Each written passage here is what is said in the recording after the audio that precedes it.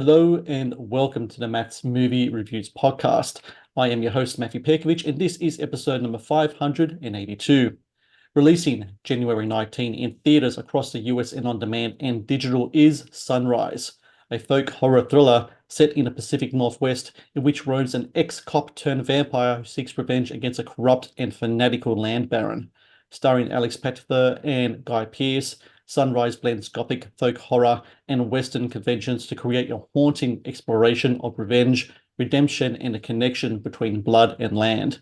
And joining me now is the director of Sunrise, Mr. Andrew Baird. Andrew, how are you today?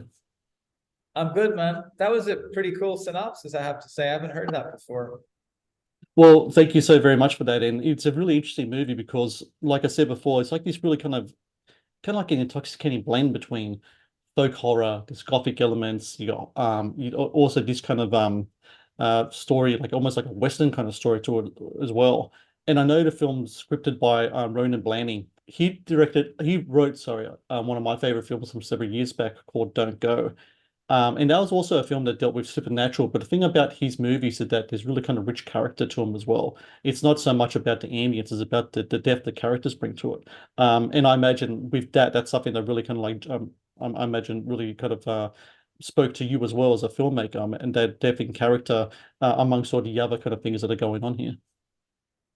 Sure. Yeah, I mean, Joe Reynolds was such a visceral character, so monstrous in so many ways, but human, you know. And then the journey of Fallon is such an epic, iconic journey, you know. It's like the man with no name, you know. Mm. But you know that he's got to go through this kind of catharsis, I suppose, you know. So yeah, I just approached it like a man who kind of fell into a kind of addiction, purgatory after going through great tragedy, suffering great tragedy, and he has to heal from that, you know.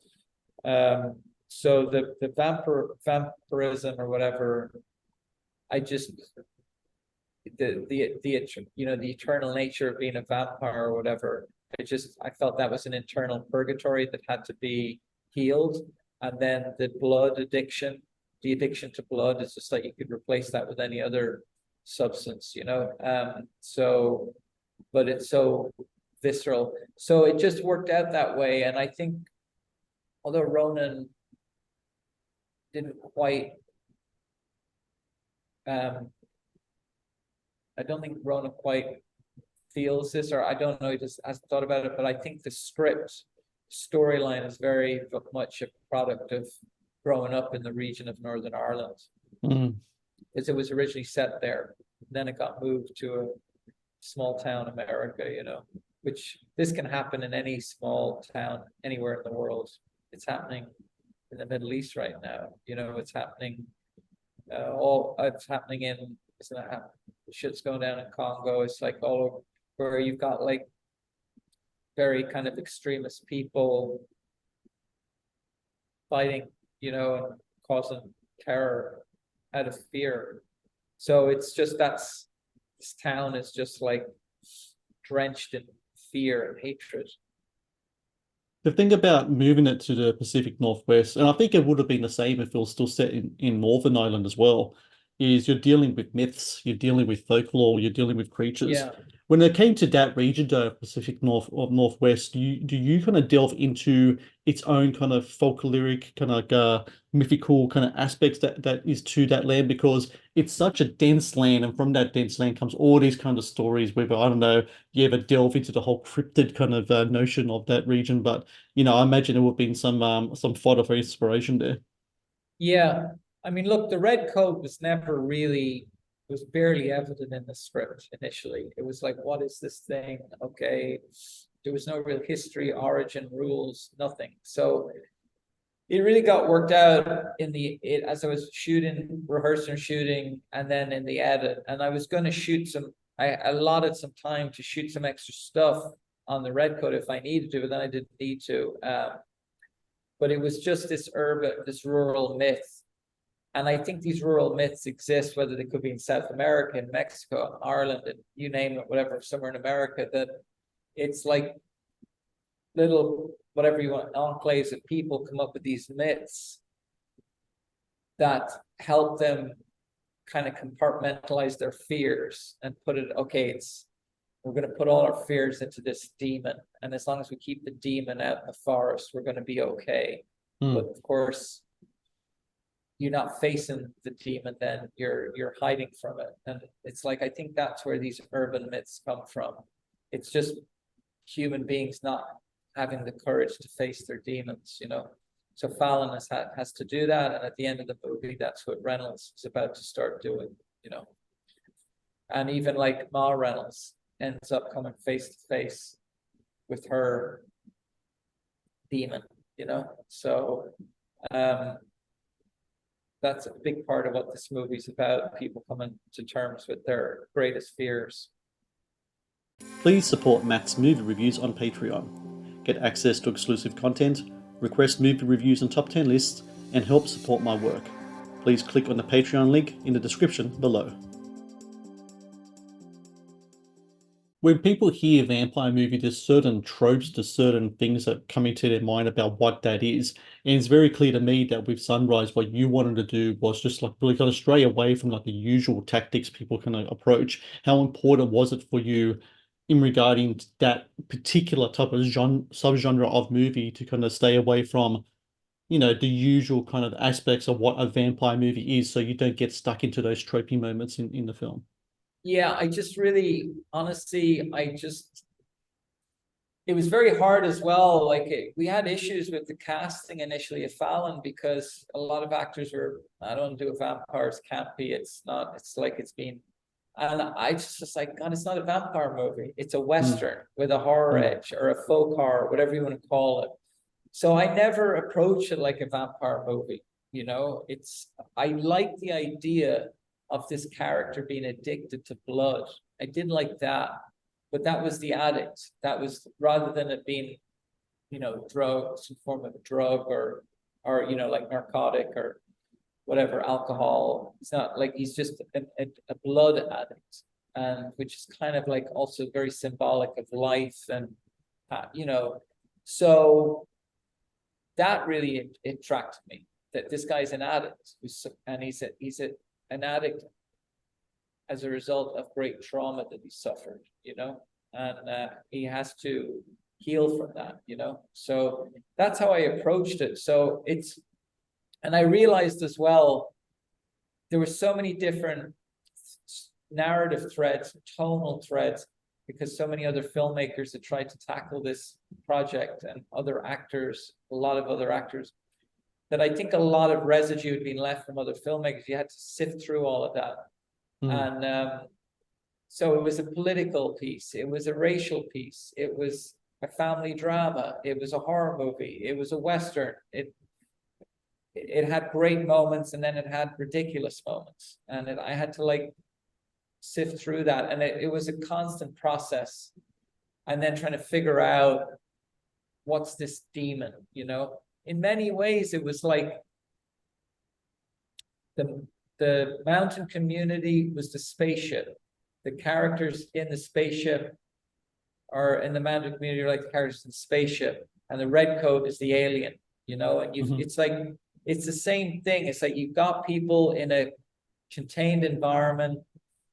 There is tension, there is disease, you know, there's paranoia because there's something out there, and it's like it's coming to get them, you know. And it's like also, I see you've got Jaws. I'm doing a survival movie next, and it's Jaws is a big influence on it, so it's Dead Calm.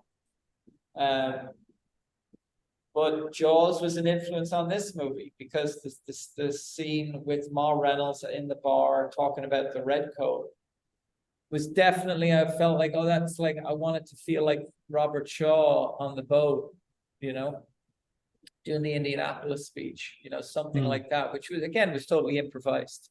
You know, these great moments in movies, and again, I was aspire to great moments, but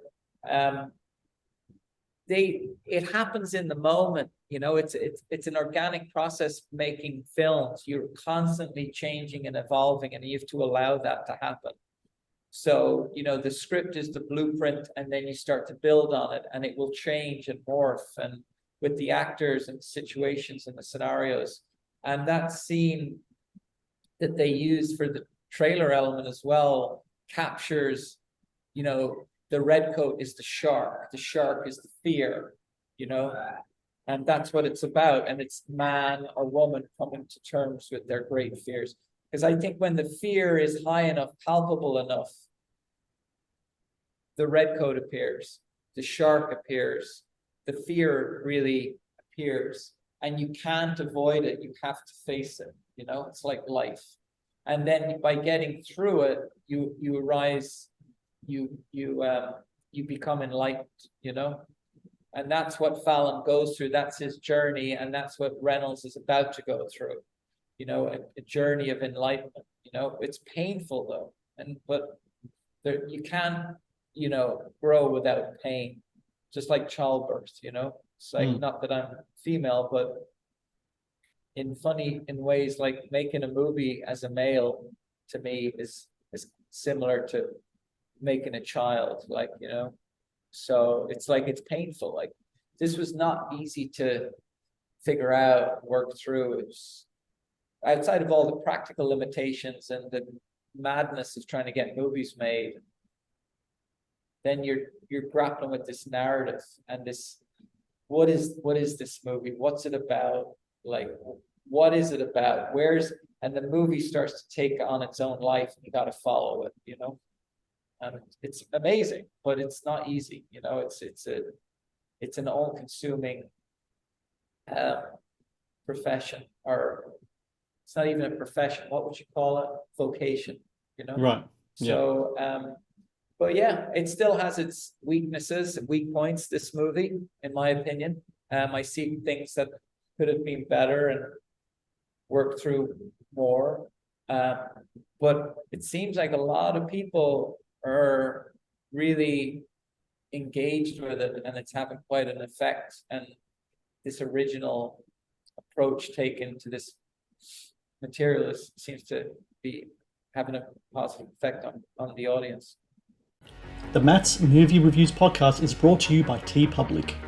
TeePublic is the world's largest marketplace for independent creators to sell their work on the highest quality merchandise. With over 1.2 million designs, TeePublic is sure to have something you will love. Something that really kind of spoke to me is you're talking before about the notion of blood in the movie. Something that blood, I think, represents to me in the film is lineage as well. The opening scene when Guy Pearce's character of Reynolds, who to me is kind of reminds me of sort of way of kind of like Bill the Butcher from like Gangs in New York. This kind of guy who has this really kind of tribalistic mindset, and any outsider outside his own kind of like purity or lineage purity is seen as an invader and to be ruled over. That's a really kind of an interesting aspect, because now more than ever, it seems like the world is set in these kind of like tribal kind of things where it's either really kind of like what you mentioned before in regards to different type of wars and conflicts happening in the world, to even like little things like pop culture kind of tribalism as well that's happening right now. And to me, I think something that this movie speaks to, I think to me and to other people, is in regard to that kind of tribalism, and how some people see things as pure in one essence, and anything else outside of that is just tainting the pool, which I think is what Reynolds kind of looks at, how Reynolds kind of looks at a lot of these characters. Yeah, I mean, it's great. That's for sure. I mean, what's really good, like rewarding, I suppose, is like, look, I had a viewpoint on this, and I made the movie the way, and you got to really bring yourself to these things. You've got to bring your own personal experience, and that's the filmmaker's point of view, you know.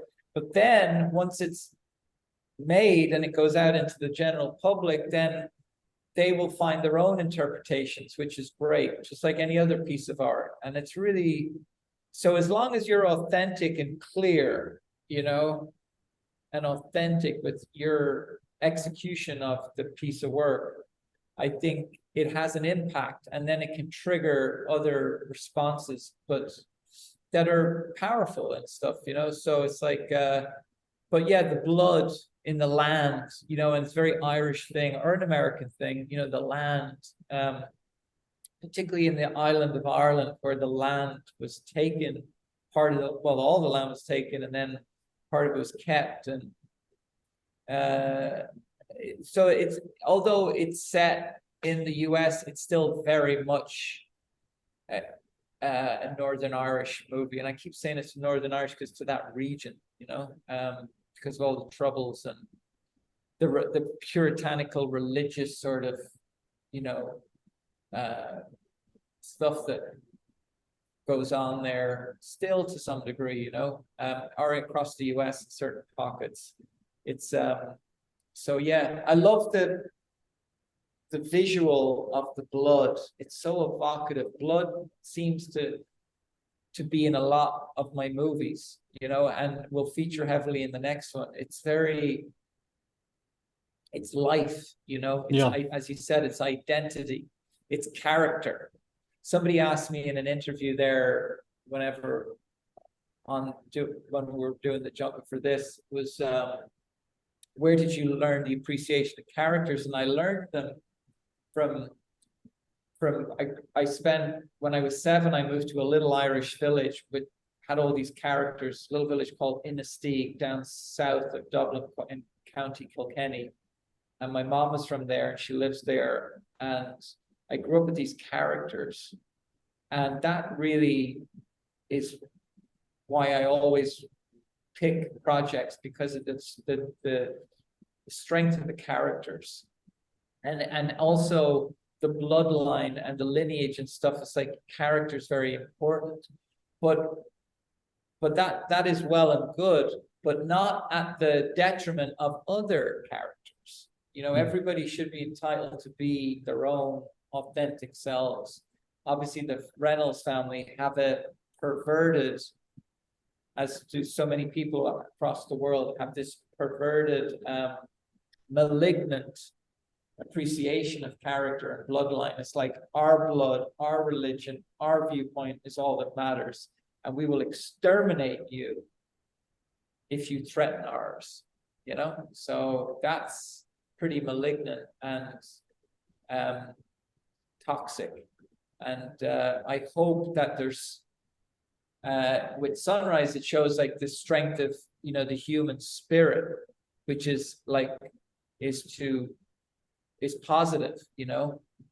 And like, you know, I think Jan is very representative of that spiritual center, and love against hate, you know. Love is what heals Fallon, not hate, you know. Hate keeps him in this purgatory, you know, keeps him in this addiction of darkness, you know, in the darkness. So love brings you out of that, you know. And he saw that with the family. And you know, Jan, Loy, and Crystal, you really is the center point of this movie, and she really brought it because she's with Alex and Guy, who've done so much more work and much higher profile work than Crystal.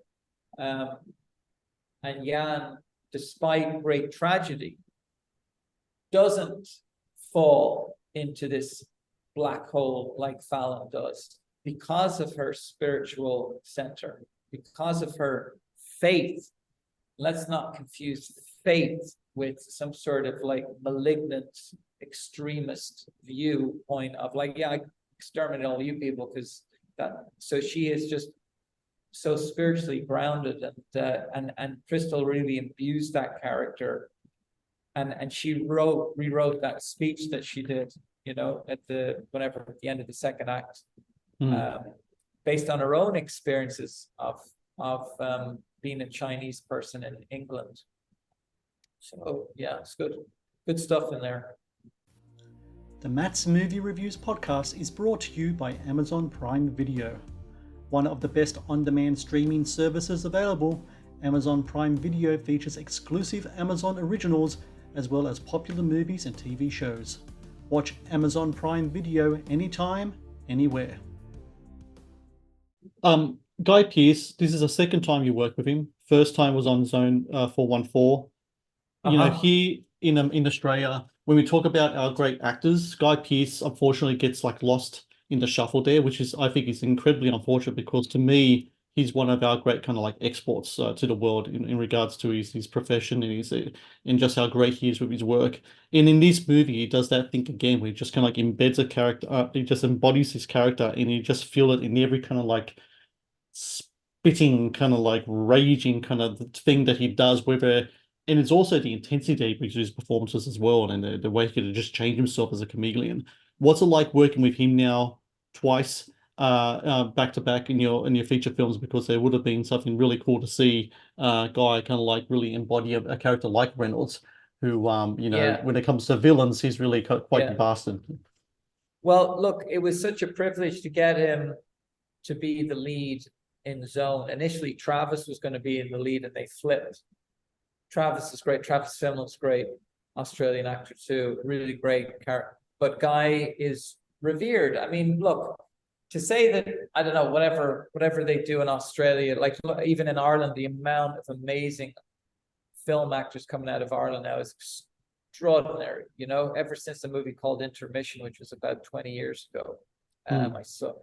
But God, was it three actors were nominated for three Irish actors best lead in the Golden Globes? Just incredible. But a lot of them are new, and they haven't. The Guy has this. I mean, there isn't an actor out there working today, male, female, that wouldn't relish the opportunity to work with Guy. And Yeah. yet, I think he was nominated for a Golden Globe once. Who cares? It doesn't matter. Like in terms of like, he's one of the very finest film actors working today. The fact that I get, I don't know, it's just, it was such a gift, you know, and it was a real test with the first movie. Okay, can you do this? You're working with one of the best actors in the world. Can you do this? And it pulled it off. And then so with Sunrise, it was just like, there was none of the, can you do this? It's like, we're in it, we're on it. And there was trust.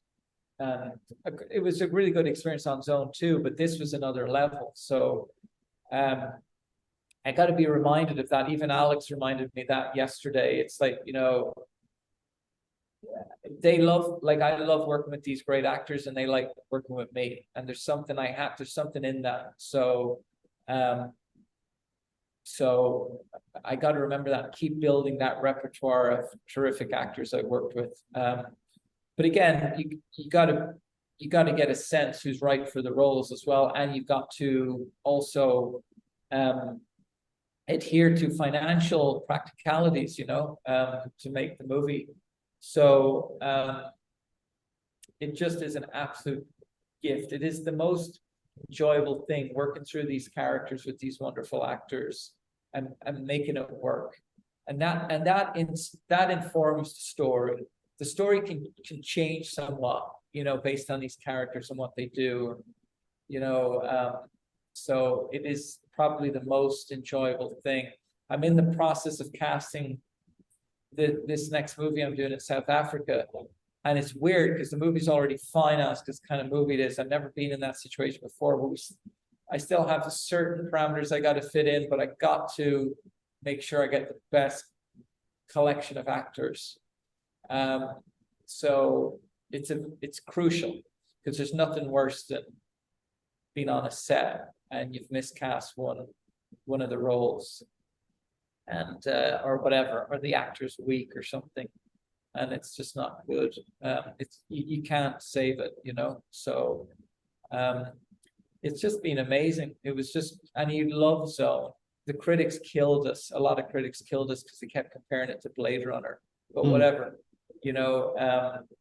It did really well on Netflix, and all the actors loved it, and financiers did really well on it. And I was already in post on my next movie before it even came out. So I'm really proud of it. It was a very complex movie to do, and then having Guy, and then I had Matilda Lutz, you know, and Matilda, who's great, but she had Guy for 3/4 of the shoot, and then she was on her own for the last week, or, you know, she was carrying the show. Then it was just me and her. and we did well. She did well. Matilda really did well off of so, and I'm glad. She's smart, strong. So yeah, it's just such a gift to work with all these different actors, different styles, but they're all good. They're all good. They're bloody good, and they're serious actors, you know, all of them. So the whole star thing, all of that nonsense. I mean, Kevin Bacon is an absolute gentleman, brilliant actor, total professional, and yet he's this kind of iconic kind of film star, movie star from forever, and none of that bullshit. Like when he came to Georgia to do One Way, it was in the middle of the pandemic, the second run, the second phase, and we're all stuck on this bus in a warehouse, basically in Georgia, in the US, outside of Atlanta, and throw him right in there with like 6 other actors, you know, and he was, you know, and there was Travis, there was Colson, Baker, Machine Gun Kelly, there was, I don't know, great character actors. Anyway, you throw them all in, boom, Kevin's happy as Larry, because he's in working with actors who are really bringing it, and it's fantastic. It's just brilliant. You know, there's nothing better. And like, for example, in Sunrise with Guy, I have this great actor, Irish actor, his name is John Connors, a real kind of powerhouse performer. And John worked with Barry Keoghan when they were starting out. John and Barry are friends. Now, I was trying to get Barry in a movie last year. Nobody would hire him. There's no value. Look at him now. John is just like that. And it was so cool to introduce Guy to John Connors and be like, okay, here's your scene partner today or whatever. And after the first take, I go up to Guy and say, right, what do you think? Pretty good, eh? He said, yeah, nice. Yeah.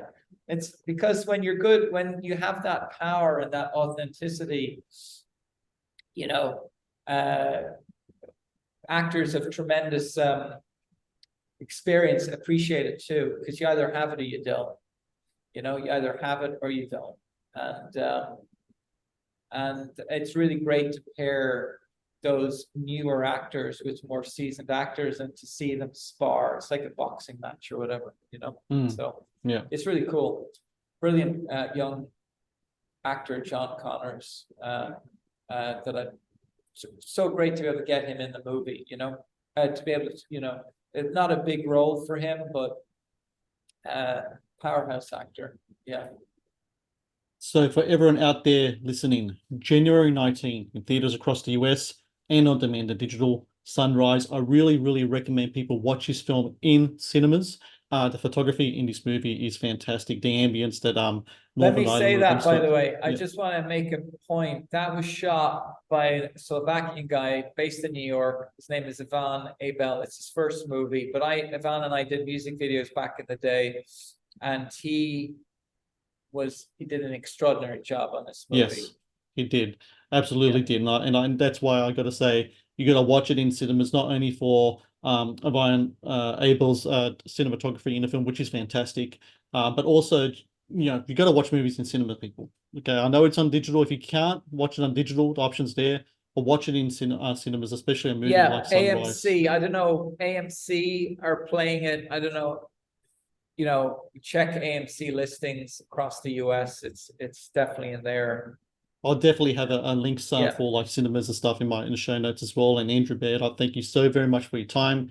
Congratulations with movies. It's been a pleasure to talk to you today. Hopefully we can do it again in the future. For sure, mate. My pleasure. Thanks for your time. Thank you for watching the Matt's Movie Reviews channel. Please subscribe for more reviews, podcast interviews, and exclusive content.